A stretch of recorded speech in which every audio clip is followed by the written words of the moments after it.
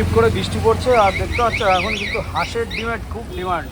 আর হাঁসের ডিমের কিন্তু দাম অনেক চড়া। আর এখানে দেখতে পাচ্ছ একদম ফার্স্ট ক্লাস এই বস্তা আলু, কিন্তু আলুটা কিনবে একদম বস মাখনের মতন গলে যাবে। এই আলু কিন্তু অনেকে চন্দ্রমুখী বলে গেছে। আসল আলু চেনার হচ্ছে নিয়ম, এই চোখ দেখে আলু কিনতে হবে, ঠিক আছে?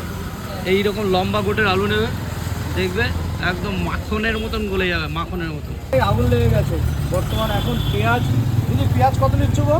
60 টাকা। 60 টাকা পেঁয়াজ, তাও একটু কম আছে। আর অন্যান্য জায়গায় তো 70 টাকাও বেচছে। দেখো পুরো আলু পুরো এখন ইয়ে রয়েছে। এটা জ্যোতি আলু আছে, জ্যোতি আলু এখন প্রায় বাজারে নেই বলতে গেলে। হরে কৃষ্ণ দিদা বসে আছে।